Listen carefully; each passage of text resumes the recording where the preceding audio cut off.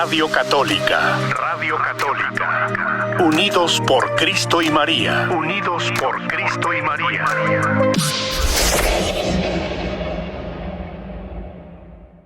¿Cómo le va en este lunes ya 6 de febrero? Qué rápido pasó el Día de la Candelaria, qué rápido pasaron los que pagaron lo de los tamales también. Esperamos que ya hayan cumplido, ¿verdad? ¿Tú sabes por qué la tradición de los tamales en el Día de la Candelaria? ¿Y Fíjese, cuál es la tradición de la Candelaria? bueno, la tradición de la Candelaria, bueno, nuestra iglesia se rige justamente por tradiciones también. Y básicamente lo de los tamales es algo que nosotros hemos ido adoptando y que lo vamos relacionando con la celebración de Nuestra Señora de la Candelaria, que es una advocación de la Virgen María, si no me equivoco. No, estás ¿Verdad? equivocada. ¿Estoy equivocada? A ver, padre, Sí. entonces cuéntenos usted que sí es el que sabe, cuéntenos. Bueno, en primer lugar, sabemos que Cristo no nació el 25 de diciembre. Se impuso como una fecha para erradicar las costumbres paganas y para imponer como Cristo, que es la verdadera luz que viene a iluminar a todo hombre. Se celebraba el nacimiento del sol, ya que a partir del 25 de diciembre las noches son más cortas, los días son más largos. Entonces se considera en muchas naciones, incluso en México, se consideraba que nacía un nuevo sol. Entonces se impuso ya a partir del siglo IV la fiesta de la Navidad como el nacimiento de Cristo, que es el verdadero sol que nace para iluminar a todo ser humano. Ahora, a 40 días después del nacimiento del primer hijo, las mujeres tenían que pasar una cuarentena de purificación. Al terminar la cuarentena, iban con el esposo y con el bebé recién nacido a presentarlo al templo y dar gracias a Dios y presentar 2 pichones o 2 tórtolas, como era la costumbre, para consagrar al niño al templo y presentar el sacrificio. Cuando llegaron, había un viejillo que, lleno del Espíritu Santo, le había revelado que no moriría hasta ver al Mesías, al Salvador. Y entonces, cuando llegaron José y María con el niño, lo reconoció, lo tomó en brazos y bendijo a Dios, diciendo: ahora sí, Señor, ya puedes dejar a tu siervo e irse en paz, porque mis ojos han visto a tu Salvador, luz que alumbra las naciones y gloria de tu pueblo Israel. Luz que alumbra las naciones. Por eso Cristo es luz. El domingo pasado, ayer precisamente, se nos recordaba que debemos de ser sal de la tierra. Es decir, el Partido Verde, estúpidamente, el mismo estúpido partido que decretó una estúpida ley en la que los circos no deberían de tener animales, les decomisaron los animales y como resultado se murieron de hambre y de enfermedad. ¿Sí? O sea, son leyes estúpidas que se hacen con las patas. Decretó hace algunos años que en México no se pusieran saleros en los restaurantes, porque los mexicanos a todo le ponemos sal aún sin probar la comida. Como dijera el Lucerito, ¿cuál es el problema? Le pregunté a un doctor en misa, es un feligrés, le dije, ¿qué tan buena o mala es la sal para la salud? Dice, en exceso es mala, pero es necesaria la sal. De hecho, la sal es tan importante que en los países donde hay desiertos, en los países del Medio Oriente, la sal es un elemento de vida, impide la deshidratación. Entonces, la sal es algo importantísimo para la vida. De hecho, a los soldados romanos se les pagaba con sal. De ahí la palabra salarium. El salario de los trabajadores viene del pago de la sal. Y era muy importante las minas de sal, el recoger la sal, el procesarla, porque la sal es un elemento de vida. Ahora, aquí en mi parroquia, la gente buena, tiene a bien el compartirme de su comida. Uy, hay unos platillos súper deliciosos que apenas llegan y no llegan ni a la mesa, me lo como rápido, delicioso. Pero hay unas comidas que me dan, uy, saben, insípidas completamente. Entonces, digo, no puedo desecharlo porque es un regalo que me dieron con amor, pero qué mala sazón tienen. Entonces ya lo condimento con sal y la sal exalta el sabor. De hecho, eh, no cambia el sabor, la exalta y da sabor a la comida. Ah, ahora sí que ahora es cuando chile verde hay que darle sabor al caldo, porque la sal le da mucho sabor. Y hablando de eso, los mexicanos somos los únicos que le ponemos sal, limón y chile a todo, hasta la cerveza. Somos los únicos en el mundo que le ponemos limón, sal y hasta chile. Ahí están las micheladas y muy sabrosas. Bueno, la sal es un elemento vital, pero además, por ejemplo, ¿tú sabes quiénes son las mujeres más vanidosas del mundo? Las mujeres más vanidosas, no, padre. A ver, cuénteme Las cuáles son. españolas, las que bailan flamenco. Uy, ¿por qué Porque se te dice ven que las ellas son las nachas y más te vanidosas? aplauden. Dice, Ajá. hombre, qué buenas tengo. Bueno, pero en España se dice que alguien que tiene ritmo, que tiene eh, sabor, que canta muy bien, se dice, tiene salero, es decir, que tiene sabor. No como Celia Cruz que decía azúcar, pero todo el mundo dice sabor, ¿sí? O sea, el salero. Esto es algo muy importante. Hay personas que parecen una papa sin catsup, o sea, parecen plátano podrido, no hay quien los pele. No tienen gusto, ánimo de nada. Y se los llevas a pasear, ¿qué te pareció? Está bien. Ves un lago y ves todos. Híjole, dan ganas de patearlos, ¿no? O sea, son gente que no tiene sabor de vida, que no tiene entusiasmo, le falta sal. Y entonces hay que darles sabor. Fíjate que a mis muchachos de confirmación les pongo como misión que sean sal de la tierra, que hagan una diferencia. Hay muchachos que no tienen ningún valor, ningún sentido, nadie los pela, que se sientan en la orilla aislados completamente en el salón de clases y en el comedor. Digo, cuando ven a un muchacho aislado, vayan, intégrenlo, háganlo su amigo, sobre todo aquellos que no tienen motivo para ser queridos. Y esa es la verdadera pobreza que decía Santa Teresa de Calcuta. ¿Quiénes son los más pobres? ¿Los que carecen de dinero? No, a lo mejor tienen belleza y por su belleza son apreciados, pero hay quienes ni son bellos y ni tienen dinero, bueno, pero tienen algún talento y por eso son apreciados. Los verdaderamente pobres son aquellos que ni tienen belleza, ni talento, ni dinero, ni motivo para ser queridos. Esos son los más pobres y hay que darles amor, hay que darles fe. Y por otra parte, hablando otra vez del tema, Jesucristo también nos dice, ustedes son la luz del mundo y una lámpara no se pone para ponerse abajo de una olla, sino se pone en lo alto de un candelabro para que ilumine a todos los de la casa.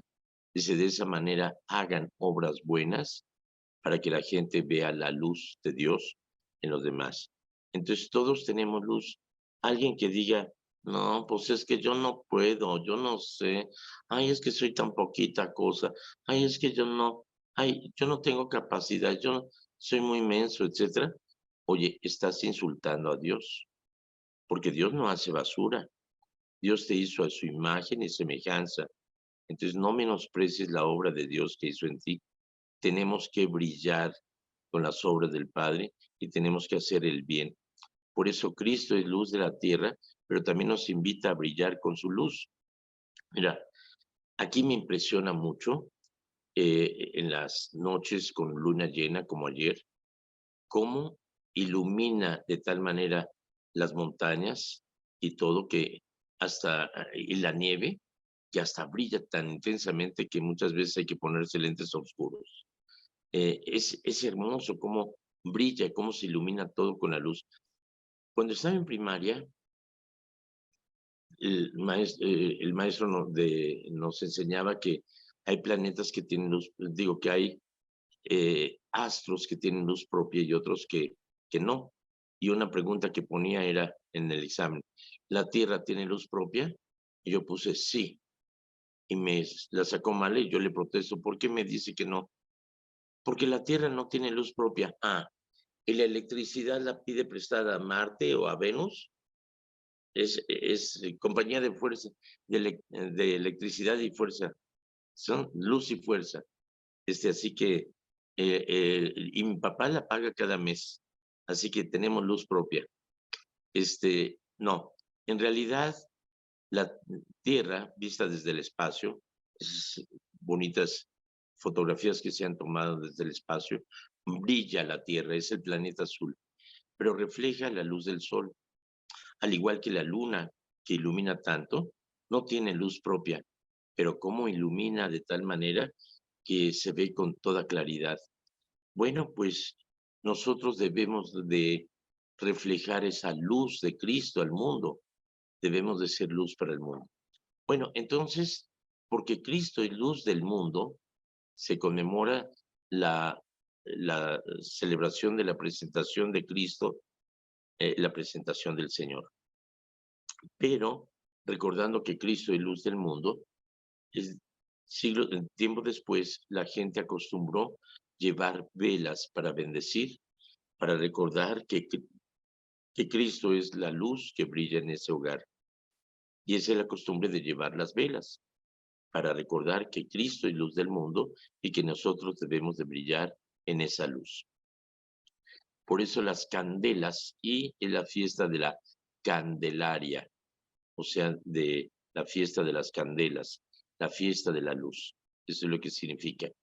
Y precisamente en ese día, quien se encontró la imagen del niño Jesús en la rosca de Reyes, quedó comprometido a ser padrino.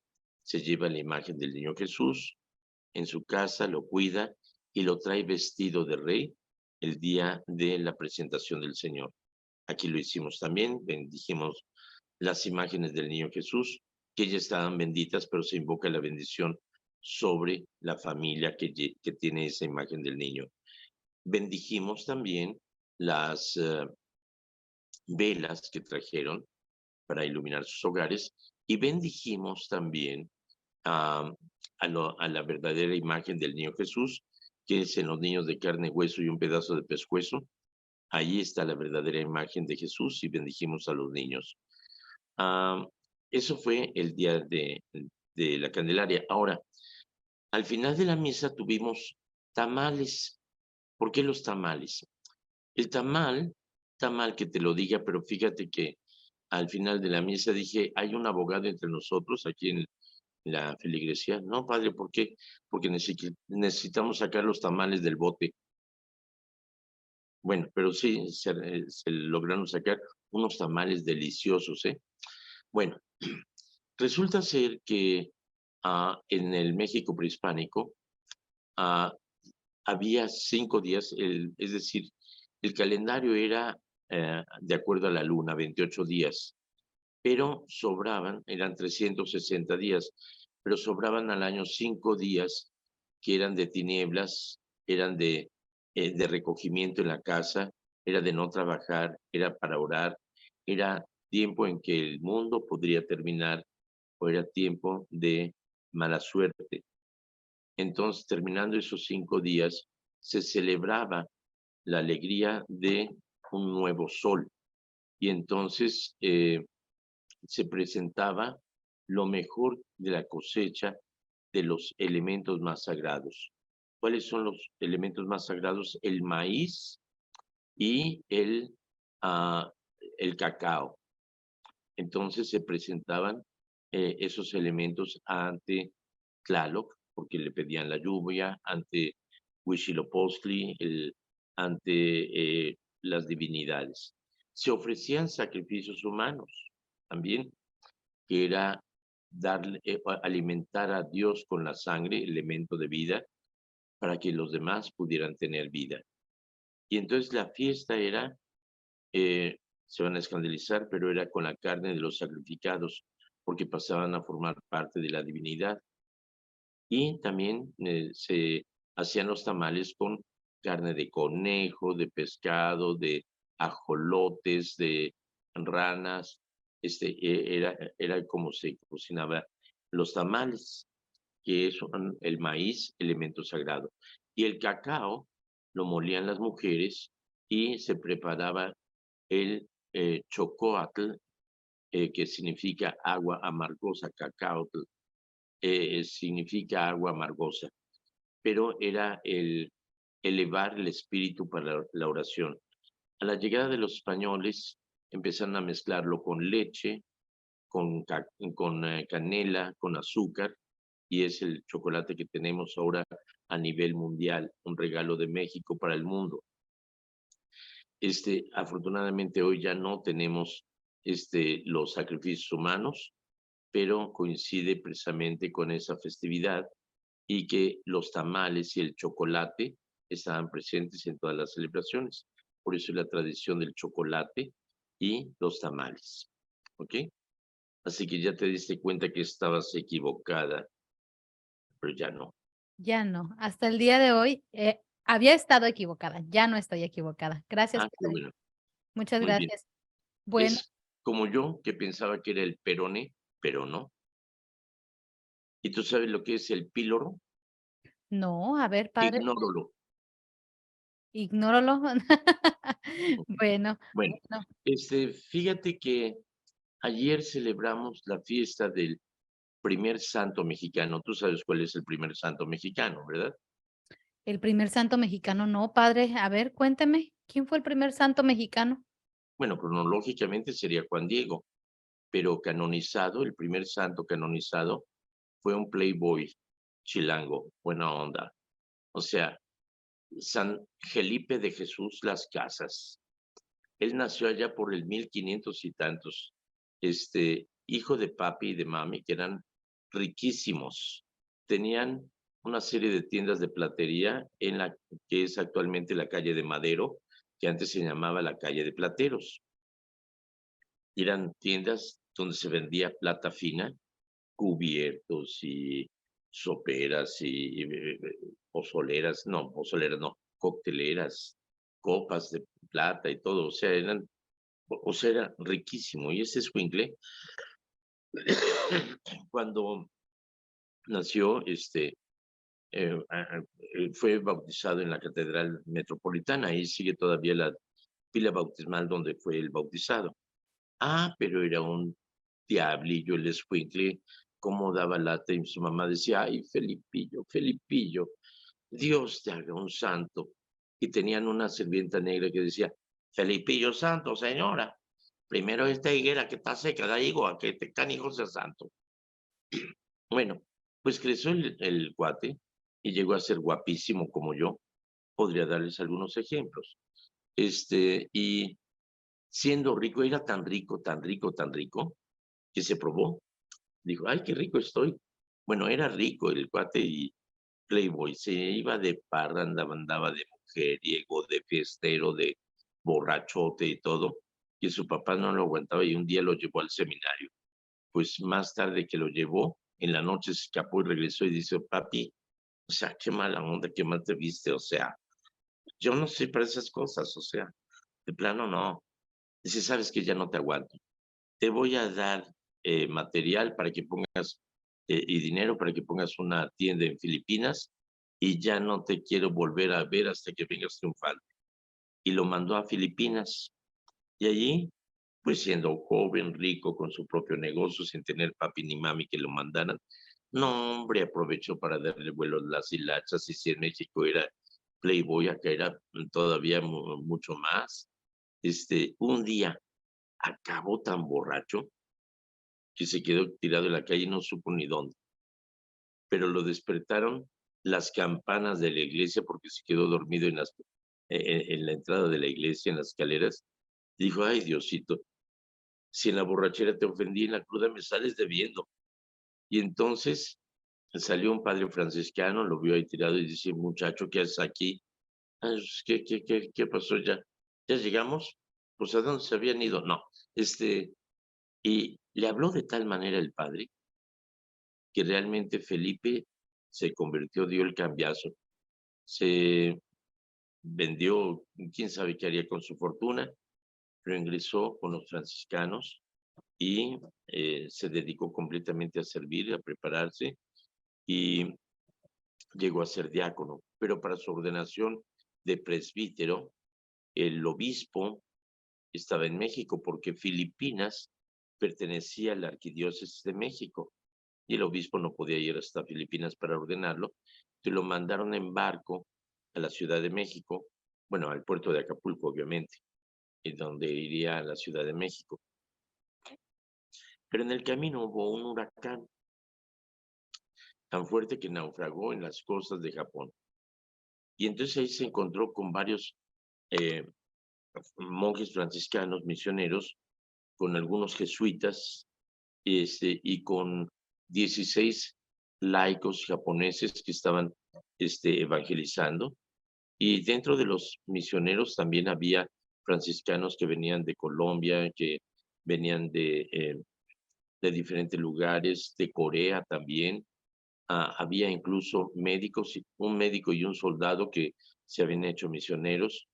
Y pues él contento se integró en la orden y estuvo sirviendo. Y 50 años antes había llegado San Francisco Javier, jesuita, a evangelizar Japón y logró la conversión de muchos japoneses. Y todo estaba muy bien, pero resulta que ahora que estaban estos misioneros, le envenenaron el alma a Luis Manuel, perdón, al emperador, diciendo que le estaban haciendo un complot en contra de él, que iban a destronarlo y todo. Dijo, a mí no me... Y les mandó la Guardia Nacional. No, perdón, les mandó expulsar a los misioneros, pero como ellos dijeron, Nanay, nuestra misión es aquí y aquí nos quedamos. Entonces los arrestaron, los crucificaron, y antes de ser ejecutado, Felipe de Jesús escribió una carta hermosísima, pero luego les voy a decir de qué se trata.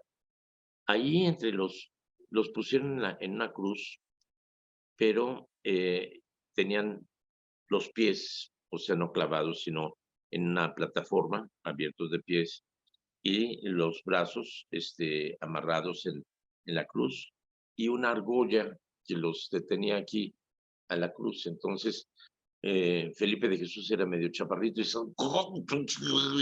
Bueno, pero así lo estuvieron por horas. Y dentro de esos había, había unos niños de 13 años de edad también, y había muchos jovencitos, y crucificaron a los misioneros y a los laicos comprometidos. Y pasaron horas ahí en ese tormento, pero todos estaban cantando y alabando a Dios, rezando el Salmo 30, Señor, en tus manos encomiendo mi espíritu. Tú, el Dios leal, me librarás. En tus manos, Señor, encomiendo mi espíritu. Bueno, pues los japoneses que estaban viendo ahí, o sea, porque esto hacían para amedrentar a los cristianos, pero los japoneses, muchos de ellos se convirtieron al ver la fe y la alegría y la entrega que tenían estos misioneros y estos laicos, que alababan a Dios ante el tormento y que perdonaban a los que los ejecutaban, que nunca dijeron una blasfemia o algo en contra de nadie, sino más bien palabras de amor, de alabanza y de alegría. A las 3 de la tarde, a Felipe de Jesús le dijeron, toma para que mueras como tu Dios. Le cruzaron 2 lanzas del costado que lo cruzó hasta el omóplato, hasta el cuello aquí, esta parte, hacia el hombro le salió por los 2 lados, es decir, 2 lanzas que lo cruzaron de lado a lado. A esa hora, 3 de la tarde en Filipinas, serían las 7 de la mañana en México, cuando la sirvienta sale al huerto y ve que la higuera seca estaba llena de higos y se asombró y entró gritando, Felipillo Santo, Felipillo Santo. Ese fue el primer signo de santidad de Felipe de Jesús. Dentro de los que murieron era el coordinador de las misiones, que era un japonés noble que se había convertido al cristianismo y había sido ordenado sacerdote. Se llama San Pablo Miki. Y ese día, además de Pablo Miki, de Felipe de Jesús, murieron otros 24 mártires. Fueron 26 en total. Felipe de Jesús, la noche anterior, escribió una carta a sus papás que le llegó a los padres, que decía: papá y mamá, dentro de unas horas seré ejecutado y mi corazón y mi mente vuelan a la Ciudad de México. Recuerdo que me bautizaron en la Catedral de México y cómo me llevaban a misa a la iglesia de San Francisco. Me llevaban, porque él no quería ir, me llevaban a la iglesia de San Francisco. Y recuerdo también todo ese tiempo que perdí en cosas mundanas. Pero Dios ahora me ha llamado a mostrar mi amor por él. Prometo regresar a México. Iré a México en espíritu para decirles a todos que la única vida por la que vale la pena morir es la vida eterna. Paz y bien, Felipe de Jesús. Qué bonito, ¿no? Porque es la única vida por la que vale la pena morir, la vida eterna. Hay muchos que mueren estúpidamente por retos virales que hay en TikTok o en Twitter o en Facebook o demás, de haber tomado una foto donde estés a la orilla de un abismo, o hace una pirueta cerca en un barandal de un edificio alto, o tómate estas pastillas y a ver quién aguanta sin dormir. Son retos estúpidos que se mueren tontamente. Y hay quienes malgastan su vida en drogas, en alcohol, en violencia, en criminalidad, y mueren estúpidamente. Por eso no vale la pena morir. Por la única vida que vale la pena morir es por la vida eterna. Y es muy romántico, muy heroico, muy hermoso morir por Cristo. Ojalá que realmente Dios nos concediera ese privilegio, pero es más meritorio que morir por Cristo, vivir para Cristo cada día, siendo sal y luz para el mundo. ¿Ok? He dicho, voten por mí para presidente. Bueno, el Evangelio de hoy nos habla precisamente de Jesús que navega, se recorrió todo el lago de Nazaret, el lago de Tiberíades, y en esta ocasión desembarcó en Genezaret. Y la gente entusiasmada, al saber que estaba ahí, se corrió la voz y vinieron de los pueblos vecinos, de las aldeas, llevando a los enfermos, los colocaban en las plazas y decían, aunque sea, déjanos tocar tu manto. Y quienes tocaban su manto quedaban curados. Jesús vino a hacer toda clase de bien. Y eso es muy interesante porque alguien muy cercano a mí decía que ha perdido la fe, que lleva mucho tiempo enferma, que ya ni siquiera reza y que ya perdió la esperanza y la fe, y lo único que le queda es la caridad. Y entonces, hoy hablé con ella, le dije, te he tenido clavado en mi corazón, y fíjate que Dios no cumple antojos ni endereza jorobados. No es la voluntad de Dios la enfermedad ni el dolor, pero las oraciones no son despreciadas. Ciertamente Dios actúa y eso es lo que es importante. La fe es un regalo divino, pero también hay que pedir ese regalo. Señor, dame fe. Y hay que entender, si recordamos en el pasado, hemos pasado por situaciones muy difíciles que parecía que Dios no nos escuchaba. Dios nos escucha, pero la forma como actúa es muy diferente a la que nosotros esperamos, pero nunca nos ha fallado. Así que no perdamos la fe. Y hay que pedirle a Dios por la fe. Yo le digo, Señor, dame paciencia, pero ya, apúrate, ya. Bueno, así que no perdamos la fe y ciertamente Dios quiere lo mejor para nosotros. Ay, ya hablé mucho, ¿verdad? Ya. Mejor los dejo descansar, ya vamos. No, No, padre, no nos podemos ir porque tenemos muchas preguntas. válgame Dios, dime cuántas tenemos. Mire, tenemos 2 preguntas, tenemos una petición de oración y en Facebook tiene por aquí dos comentarios también que le Ok, vamos a dos comentar. preguntas básicamente. Vamos, Sí, pues con las vámonos. preguntas. Sí nos alcanza el tiempo, padre, ¿le parece? Bueno, la Ahora, primera que recibimos esta mañana fue de un radioescucha en Stockton que nos dice que si nos puede explicar qué es una misa tridentina y cuál es el valor, ¿tiene un valor diferente a una misa regular? no, mira. Se le llama tridentina porque tenía 3 dientes. No, no es cierto. Tridentina porque surge del Tratado de Trento, del Concilio de Trento. En el Concilio de Trento hubo muchas cosas. Primero, unificar la liturgia, la forma de celebrar la misa. En ella también se definió la formación de seminarios. Antiguamente, quien quería ser sacerdote entraba ya sea a un monasterio o era orientado por un sacerdote para ir a estudiar a una universidad, donde se le preparaba en filosofía y en teología, y entonces ya después se le ordenaba sacerdote. Aquí en el Concilio de Trento surgió la creación de los seminarios conciliares, en los cuales es sorprendente que en todo el mundo se nos da la misma formación a los sacerdotes en todo el mundo. Entonces surgió la formación de los seminarios. En el Concilio de Trento se definió en la Iglesia Occidental el celibato, ya como condición para el presbiterado. La Iglesia Oriental no, es católica también y participaron en el Concilio de Trento. Sin embargo, en la Iglesia melquita, maronita, ucraniana, caldea, los hombres casados pueden ser ordenados sacerdotes. Los hombres solteros pueden llegar a ser obispos. Ningún casado puede ser obispo. Entonces, en el Concilio de Trento se definieron las normas de cómo sería la liturgia y el sacerdocio.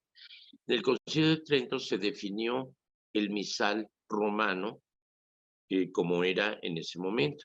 Es decir, que la misa era en latín, era el altar pegado al pueblo, todavía una reminiscencia del pasado, y el sacerdote hacía las oraciones en latín propiamente en voz baja, el pueblo no respondía, quien respondía era el acólito. Por eso yo aprendí la misa para poder ser acólito, porque yo quería ser acólito cuando era niño, pero nunca me dejaron, porque mi papá decía, ¿quieres a tu hijo un diablillo? Mételo de monaguillo. Entonces no me dejaron ser acólito. Pero me aprendí el Dominus vobiscum necum spiritu tuo, Adeum qui lentificat juventutem meam, etcétera, ¿no? O sea, me lo aprendí como periquito, pero de alguna manera. Entonces, eso es como fungió la misa hasta 1963, cuando ya surgió el Concilio Vaticano II y se regresó a los orígenes. O sea, no fue de avanzada, sino al contrario. Es cuando la Iglesia retrocedió hacia sus orígenes y retomó lo que se había perdido en el camino. Entonces se definió el nuevo ritual romano, que es, pero adecuado a las circunstancias de hoy. Ya el latín no se habla en el mundo, es una lengua muerta, pero todo el idioma que tenemos tiene raíces griegas y latinas. Es por eso que todavía lo seguimos estudiando, las etimologías grecolatinas, etc. Entonces se puso la misa frente al pueblo y con el idioma de cada lugar. Entonces las misas tridentinas ya no existen. Bueno, sin embargo hubo algunos viejillos rebeldes y que no querían el cambio, entre ellos Marcel Lefebvre, que era obispo de Francia, y él decidió continuar con las misas tridentinas. Todo estaba bien hasta que se le ocurrió ordenar nuevos obispos. Allí hizo un cisma, se separó de la iglesia. O sea, cisma significa separación, como el padre Cotas, el padre de Las Vegas, que hace show y todo eso. Ya no es sacerdote católico. Él llegó a Las Vegas, se ordenó en Santa Rosa, California, y después fue a Las Vegas como sacerdote católico dentro de la diócesis y todo, pero se separó, se fue a la Iglesia Nacional Católica Polaca, que es una iglesia cismática. Entonces en ese momento ya se separó de la Iglesia Católica y creó ese cisma, se separó. Ya no es católico. Hay muchos padres, hay muchos que quieren la misa en latín y han duro y dale con que quieren la misa en latín. Am, de hecho, en la diócesis se hizo esa encuesta por decanatos y en mi decanato muchos decían, sí, hay que tener la misa en latín. ¿Tú qué opinas? Dije, quam me Christe lolet, crucite cernere fixum, corporitam fixum te volo Christe meo. Y se quedan todos, ¿no me entendieron? No, nihilis in intellecto quod prius not fuerit insensum. ¿Qué? Ah, ¿no saben latín? Entonces, ¿para qué quieren celebrar una misa en un idioma que nadie entiende? O sea, no se trata de retroceder. El Papa Benedicto definió el latín como la lengua oficial del Vaticano para cuando hay unas misas en las cuales hay una multitud de naciones que participan. Entonces se hace en latín para que nadie entienda, no digo para unificar el idioma, pero las misas continúan siendo en el idioma de cada lugar y con el altar al frente. El Papa Francisco habló de que si la misa se celebra en latín, tiene que ser con el ritual romano nuevo, posconciliar. No se puede usar el ritual de antes del Concilio Vaticano II. Entonces ya las misas tridentinas ya no existen, existieron durante muchos siglos, pero ya no se celebran. Y si hay alguien que las celebre en forma tridentina, no es católico y por lo tanto es cismático. Así que por favor tengan cuidado, no caigan en el engaño. ¿Ok? Muchas gracias, gracias Padre por contestarnos. También una persona a través de Facebook, Norita Meraz, nos dice, hola Padre, buenos días, Dios lo bendice. Mi mamá lo Gracias, escuchó Norita. hablando de una iglesia de San Francisco cuando usted andaba en México y me dijo que le pregunte el nombre de esa iglesia porque ella la quiere conocer y que si le manda un saludo, su mamá se llama María Sánchez y escucha la radio católica Pues todos. saludos a Norita y a doña María Sánchez. Muchas gracias por escucharnos. A ver, dice que yo mencioné la iglesia de San Francisco en la Ciudad de México. Sí, que Bien, cómo se fíjense que llama, si ustedes con San Francisco, por dónde se encuentra, más bien dicho. bueno, fíjense que la Alameda Central era parte de la huerta del convento de San Francisco. Y lo que es la Torre Latinoamericana, lo que es todo eso pertenecía al monasterio de San Francisco. Cuando entró Benito Juárez, bueno, antes de Juárez ya se había dividido, ya se había hecho la división de la Alameda, los franciscanos habían cedido mucho de su territorio, pero cuando entró Benito Juárez, robó, quitó, expropió, cerró iglesias, quitó propiedades y demás. Y el monasterio de San Francisco quedó reducido solamente a la iglesia que tiene y a su rectoría, o sea, se redujo. Si ustedes van por la calle de Madero, que era antiguamente Plateros, van a ver la Torre Latinoamericana en la esquina, que fue durante mucho tiempo el edificio más alto de México. Y siguen caminando y van a ver del lado izquierdo, van a ver una casa de azulejos que es Sanborns, que es una boutique hermosísima y antiquísima. La casa de la condesa se llama así, esa casa de los azulejos, porque ahí vivía una condesa que quedó viuda y su hijo era un bueno para nada. Y entonces el hijo le prometió que le haría una casa de azulejos y empezó a traer los azulejos de Holanda. Pero como salía muy caro, entonces en Puebla alguien enseñó a los poblanos a hacer la artesanía y los azulejos al estilo de Holanda. Entonces por eso se conoce la Casa de los Azulejos. Bueno, enfrente de la Casa de los Azulejos o Sanborns, que vale la pena visitarlo, está la iglesia de San Francisco. Está hundida por el tiempo y adentro está hermosísima la iglesia, tiene un altar todo cubierto en lámina de oro y tiene unas pinturas extraordinarias de diferentes pasajes de San Francisco de Asís. Y cosa muy curiosa, al lado de la iglesia de San Francisco hay una iglesia estilo gótico, muy chica, que está dedicada a San Felipe de Jesús. ¿Okay? Está a cargo de los misioneros del Espíritu Santo. Muy bien, ojalá visiten México, es muy bonito. ¿Ok? Y vamos con la siguiente pregunta antes de terminar. Claro que sí, padre. Bueno, hay una persona, Lourdes Parada, le pide que si usted puede hacer una oración por ella, tenerla en sus oraciones. Ella está recuperándose de su vista y también le pide que ore por ella y por su familia. ¿Cómo se llama? Se llama Lourdes Parada. Lourdes. O-U es diptongo francés, se pronuncia U. Lourdes. Lourdes. Bueno, Okay. aunque en español puedes decir Shakespeare en lugar de Shakespeare. Puedes decir el nombre tal como suena, pero la pronunciación es Lourdes. ¿Ok? Bueno, gracias.